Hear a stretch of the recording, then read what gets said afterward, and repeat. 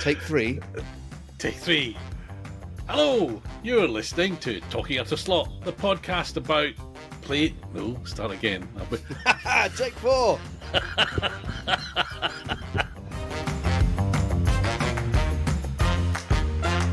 Oh, you're listening to Talking At a Slot, the podcast about having fun with toy cars. My name's Scott. And I'm Nick, and today is newsy sort of day thing. Newsy. Well, it was news the first time we recorded it, but we're now on the 4th attempt because we're having bored of it now. Technical difficulties. Looking forward to 2025. So if we don't sound too thrilled by the announcements, it's because we've kind of lived it already, really. Well, let's be honest, it's because a lot of stuff was already announced in 2023. There is a certain déjà vu-ness about the whole thing, isn't there? Yeah. Yeah. We're not going to go through. Well, we didn't even at the first time go through the brand by brand. We're certainly not going to do it this time. So what we're going to do is try and just what comes to mind, what we can, what's caught our eye, as the saying goes. So I'm going to let Nick go first. What caught your eye, Nick? SCX. With the one that really got me excited was the Sebastian Loeb Hyundai, because it's in the correct Hyundai Blue, which has now been dropped for this year. But then again, it's not a Rally 1 hybrid; it's a WRC car. Loeb, the GOAT, the Maestro, almost won Rally Turkey in 2020. Making those of us of a slightly less than young demeanour very, very excited indeed. I did an interview with Loeb in 2020 for the 70th anniversary of Autosport magazine. It was his first interview in English since 2006, because why would you ever bother interviewing Sebastian Loeb? Anyway, we did that, and he was lovely, and he explained the cultural divide in French rallying, because it's sort of the flip side of Britain.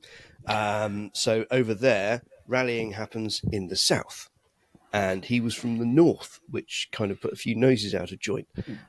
He went down. The FFSA, the French Motorsport Authority, holds an annual talent competition. Did you hear that, Motorsport UK? Where you get a fully funded drive. And Loeb went down and blitzed everyone at his first attempt, but because he wasn't from the south and he didn't know anyone and it's all mates, he didn't get the drive. It went to somebody whose father knew somebody else's father who was on the board. So he went back in the second year and he didn't quite win it. And so he didn't get the drive again.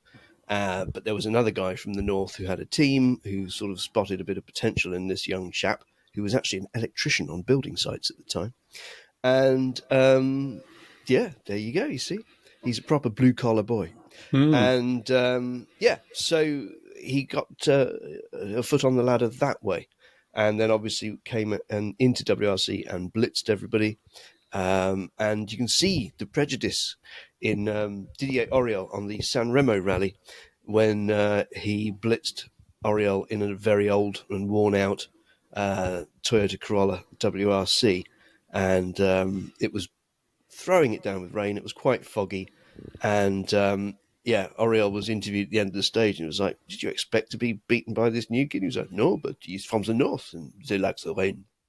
So there you go. Here, it's a different story. It's kind of in the north and west. Not many people from the south. Richard Burns always got sort of sideways looks from people for being a southerner. Yes, it's not. It's an unusual. It's just the way it works, I suppose. Touring cars are about the same. Touring car drivers seem to be from up north mostly. I guess it's the cost of living. Down south, everybody's paying money just to have a house. Up north, they can afford rally cars and race cars. I'm guessing. I may be prejudiced. What caught my? the Yaris, the new Yaris rally car, SCX are doing that, which is very welcome. That'll be a running mate for the Puma. Obviously, it appeals to me and my Toyota connections. But also, they're doing more.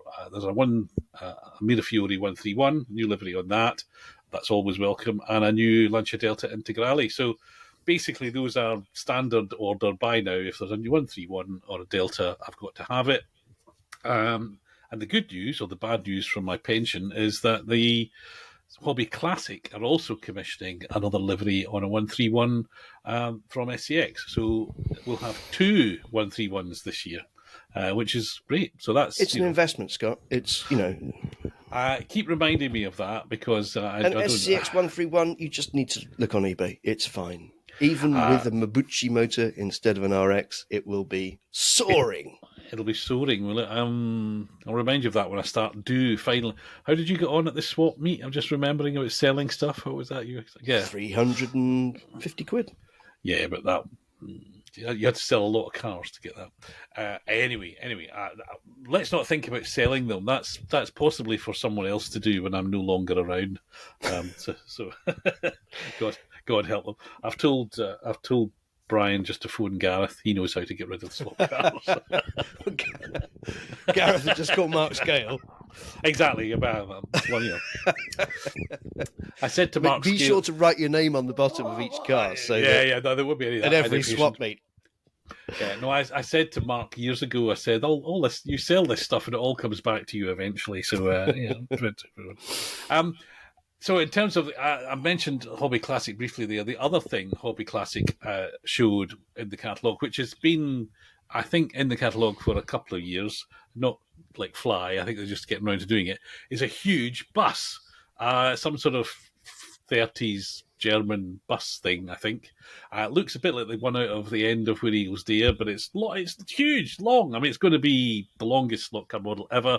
I probably won't buy one, but I'm really glad they make things. I don't know why. I think it was officially was entered in the Monte Carlo Rally, or some rally or other. So the bus, it's not just a quirky, let's make a bus. It is actually a rally car. So that. The other thing is, and I spoke to the guy from Hobby Classic many months ago at Gaydon, as my understanding of it is, it's a universal timing system. Now, since I spoke to him, and now I've discovered Lap Tracker app on the phone, which is the best thing since sliced bread for timing slot cars, as far as I'm concerned, because it works on the phone and you just have to prop the phone up beside the track. So dead simple. But until that had come along, lap timing systems are pretty ancient and expensive, weren't they? I mean, even DS systems, which are still, they must be 20 odd years old, they're still commanding huge amounts of money. So it was quite exciting that there was a universal or a new system coming along. So those are interesting stuff. What else caught your eye from? Who should we go to next? Should we go to... Well, Hobby Classic's done the Mercedes 190s. So there is now a lightweight Group N or Group A spec Mercedes 190 body to drop onto your slotted Mercedes 190 TTM chassis. So they're a bit overscale when it comes to width, but it is a road car shape as opposed to an Evo DTM shape car. Now, these are coming as kits, and they're already available as a body kit. But the decorated RTR ones are coming as the 4 of the cars from the Formula One driver one make race at the new then Nürburgring in 1984 when it reopened after the Nordschleife was sort of slightly pensioned off in terms of safety, and a new F1 standard track was built. So you've got Senna won the race and that made his name, and that car is obviously done. There is Lauda's car, because Lauda was, I think, the guy who ran him closest in that race. Couple of others, I can't remember who. Don't think John Watson's a feature, sadly. And Alan Jones, I think there's an Alan Jones car, is there? Might be. 83, who is, I mean, I guess just the key drivers from 83, wouldn't it? That would be the... Or 84. And... was it 84? Yeah, because Senna was in the tournament. Which, hey, guess what? There's a Senna Tolman coming 15 years after it was first announced. Yes, we're talking about Fly here. Yes. I love Fly. I love Fly cars. And as many re-liveries of the Renault 5 Turbo that they want to make, I'm happy to buy. But they've had a number of vehicles in the catalogue as coming soon for some time. And one of which is the Sierra Cosworths, or the Sapphire Cosworth, the saloon one of the rally car, but also, as you've just intimated, a Toleman F1 car driven by Senna. I'm sure they'll be great when they finally get here. And so we got so excited about these cars collectively when they were announced in 2009. It was a Senna collection. It was the announcement of the Slot Wings sub-brand, one of many sub-brands of Fly, which was announced in that period. For whatever reason, there are many nefarious suggestions. But there was Slot Wings was announced. It would be the Ayrton Senna collection. And of that collection, we only ever saw the Williams FW08C, the 83 Formula One car, a personal favourite of mine, and one that actually I've never bought because the model is ghastly. The nose is too short, the front wheels are too big, the driver is gigantic, and it's got that stupid offset drive shaft widget arrangement on the motor. So there is absolutely no appeal to the Williams FW08C that has been produced. And so we await with bated breath, and if you've had your breath bated for 15 years, good luck, the Toleman coming from Fly. But not the... and another thing, the Brabham BT52, which is probably my favourite Formula One car, and it was announced 15 years ago. Where is it? Where is it? Not on this list. So it'll be 16 years we have to wait for that. No, I don't. Okay, I genuinely don't know the answer to this, so I'm not leading you consciously into any trouble. But my imagined scenario is that somewhere along that time, Fly and what became SRC kind of like a splitting cell divided. And did some of the SRC stuff, was that what would have been Fly stuff? And that was all the people who were doing the development of the models, and therefore Fly was stuck having to kind of redo liveries on old things? I don't know. That's kind of my made-up explanation, but I don't know if it's true. I'd forgotten that there was any historic link between SRC and Fly, but I know that the original cars were fairly similar in like chassis and stuff. The Capri and the Porsche 907 that they came out with first are very Fly-like in standard and the F1 form. cars. Yeah, but those they now by the time the F1s came out, they were going chrono, weren't they, with whizzy bits and suspension? And have we died again? Yeah, it evolved on again. No, I think you're moving slowly. The upload number hasn't collapsed, but okay, nice. This may have to be edited out, or we may leave it in. The trials and tribulations of modern podcasting. So we've done Fly. We've talked about SCX. Carrera. Probably classic. We've done Carrera. I thought that Carrera, for me, Carrera are, I think they've done. I think the range of Carrera is on balance better than anybody else's.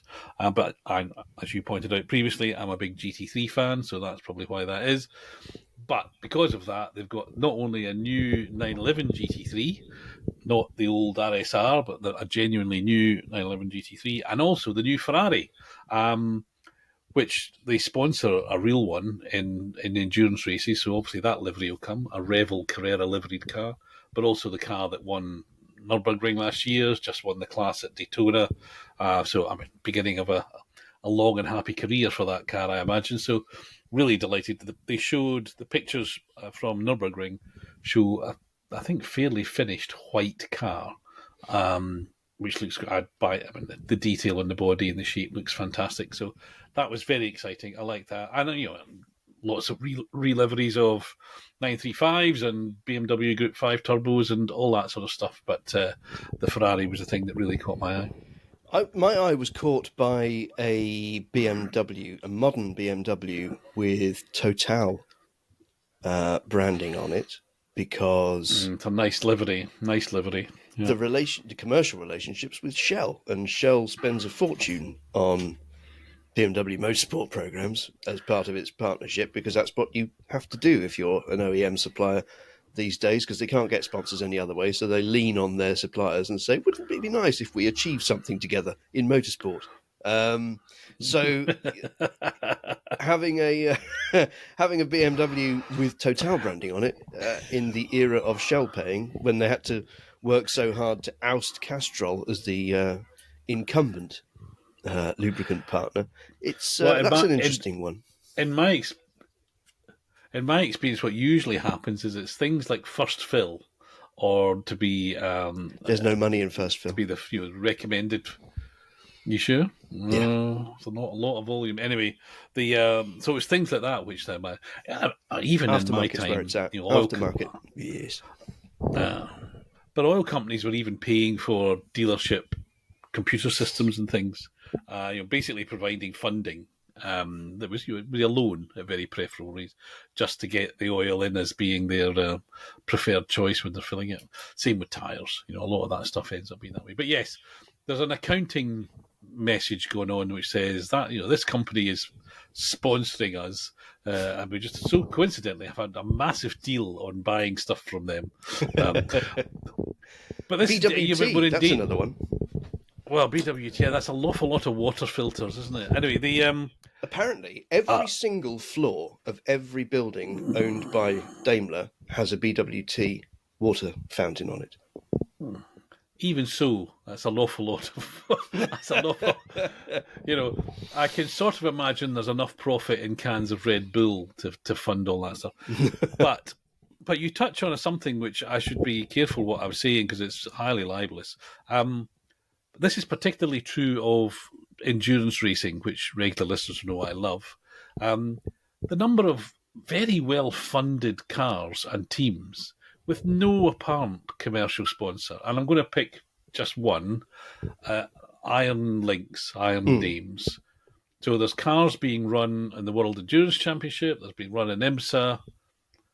What is an Iron Dames? I mean, what can I buy? What is an Iron Lynx? Where is the money coming from for that? I mean, if it's just some very, very rich person who likes motor racing and wants to spend all this money, fabulous, great, we get to enjoy that stuff. But really, Scott, you know better after this long, never to ask where the money comes from. Where the money comes from.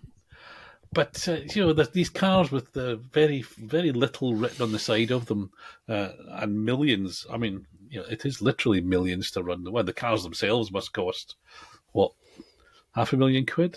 Yeah. And Iron Lynx also has a Formula 4 team because there's a Girls on Track is the FIA initiative for getting young female drivers into the sport, and one of the prizes for the 15 and over, I think there's 8 to 15 and 15 and over categories or whatever, was a fully funded season of Formula 4 with Iron Dames. Yeah, I mean the other one. I mean it's great. The dinosaur liveried 911 that's been racing on both sides of the world. Who's paying for that? It's great. I love it. It's an interesting car to look at, and as a fan favourite. But where is the commercial tie? And it's their problem, not mine. But anyway, so we should probably moving swiftly on. But moving swiftly on to Carrera's NASCARs, which are of interest to me, and many others, because obviously we haven't had any new NASCARs since 2007, when the Car of Tomorrow was launched, and SCX and Scale Electric and Carrera, in fact, produced them. Carrera did a mild update when the Car of Tomorrow was turned into the Car of Yesterday because it was awful and the drivers hated it.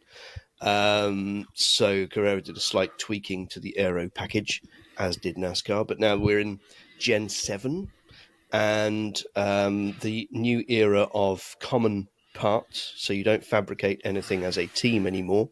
Tolerances are minimal, and cars are supposed to be identical. What they've learnt is, of course, that it makes overtaking damn near impossible, because if everyone's got the same kit and they're all running at the same speed, what do? You just sit in a convoy for the 3.5 hours.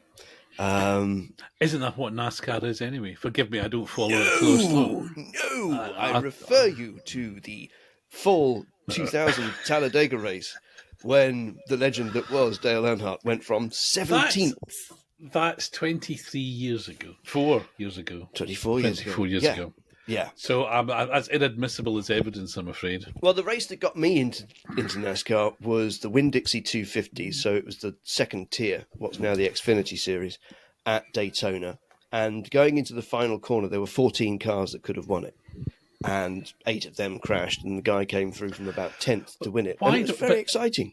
Anytime I watch, I'm being deliberately, anytime I watch, it comes down to a green flag, whatever, 2 laps to go. And basically then there's a huge barn. So why not just run 2 laps? That would save everybody the trouble. I'm being close. I was lucky enough to go to a NASCAR race, asterisk, because it was in California and it rained. Who figures? I go to California, it rains. So the race didn't happen until the Monday, by which time we were on the plane back to England. But anyway, I did get to see the qualifying and some of the running. I think they started the race and then had to stop. Anyway, the sight and sound, of 32, 36, whatever it is, 30 odd, V8 cars with no silencers echoing off a concrete bowl is just amazing. And but as a sport, as a motorsport activity, I'd rather watch. I don't know. See, I love it from start to finish. There's absolutely nothing I do not love about it, and and I can be a fan because I don't know where the bodies are buried. I've never worked in it. I'm never going to, so I can enjoy it for what it is. And so, yeah, I'm quite delighted that there are some new cars. They are the 4 Hendrick Motorsport entered Chevrolet Camaros. So you've got Kyle Larson, who is generally agreed to be the finest driving talent in North America these days. He's so adaptable at everything. You've got it's completely gone. Hold on. Well, the names just you can Chase make up Elliott. names. Chase Elliott. Exactly. It's a bit like Japanese grocery stores. They kind of take a word and stick it with another one. Well, Chase Elliott is the son of the beloved former champion Bill Elliott. Awesome Bill from Dawsonville, and so a NASCAR driver names his child after the end of season. The Chase. Well, what I love is there's Awesome Bill from Dawsonville, and then there's Chase from the same place. See, I can see why it appeals. You being a wordsmith, I can see where the appeal comes from. And then you got Willie B, William Byron, and the other one who doesn't win as much. So you've got. Well, we should say you have recently been enthused and spread that enthusiasm to me for a Netflix series, a sort of so-called fly-on-the-wall documentary about NASCAR. Yes. Cut and paste. Every sport is now doing fly-on-the-wall documentary on Netflix. But sadly, there's no pandemic to trap people at home and watch them and get enthusiastic, because that's what Formula One had. It's like bloody Bake Off, isn't it? There's a video. But anyway, and I've watched a couple, and it's interesting. It's all about the people, really. It's a bemusing sport, though. Sport in the loosest terms, because it's impossible to follow. And I feel sorry for novices, because you're following a driver and you see him at a race and the car has got a certain livery on it, a colour, and at the next race the car is a completely different livery. Yes. And you think, well, is that the same guy? So? Yeah, I mean, it is a bit odd. And then all the wives and girlfriends and all that kind of stuff. I have to be careful what I say, but these people spend a lot of time looking the way they look. They do. Yes. Which, is fine if that's how you want to spend your time. But it did make me, as I was idly watching and wondering where this was all going, I thought, wouldn't if we want to increase slot car appreciation and draw new people into the hobby, maybe what we need is a fly-in-the-wall documentary about slot cars. And then my mind just went off in one, which I won't repeat now because it's largely libelous, about Some of the characters, and even trying to imagine, do they have girlfriends? Never mind what they're like, and or boyfriends, as some of us are. And so I had I had a lot of fun in my head imagining the slot car fly on the wall Netflix documentary. There could be quite a lot of worrying footage, but yeah. Yes, I think it would be. I think it would be interesting. So let's. If someone picks that up, if next year on Netflix there's you hear about this. It started here. Getting us back to slot cars. There's at least one. So we've done Carrera, we've done SEX, we've done Hobby Classic. It won't take Fly. Long. Slot it. Oh yes, slot it Polycar. I think it's a bit like Bosnia Herzegovina, as it used to be. You have to kind of put them together. That's probably a bad political reference. Yeah. But, slot it Polycar. So you're unimpressed by the volume, I think. Well, I haven't seen any new Polycar announcements. I might have missed that. What I've seen is Maurizio sitting in front of what I think was your bookcase or your case behind you, and he unveiled the Datsun, which we've already seen, and I've already gone, meh. We are the fans who go, meh. Yeah, exactly. Slot It has never done anything that has disinterested me before. So this is a first. I think when you get one in your hand, I think you'll feel differently. No. Or should I say when you see one running? Because I think it's a small, quick saloon. I think you'll... go with all those other small, quick saloons. Yeah, well, there's other... Well, Revo Slot are doing them. It's like the Skyline. The Skyline, which runs competitively with nothing else. What, the Group A Skyline? Or you mean the Group 5 Skyline? Well, it's a Group E car. I mean, there's a lot of stuff out there. All the other Group A cars are sort of, toys. They're electric or whatever. They're not Slot It ones. So if you enter a Group A race... I'm going to can I just say, they're all toys. Yeah, they are all toys. So I delight in saying on to forum. I can hear the brickbats arriving. They are all toys. But you know what I mean. I know what you mean. And this subject will come up later on our next massive project, which we haven't announced yet.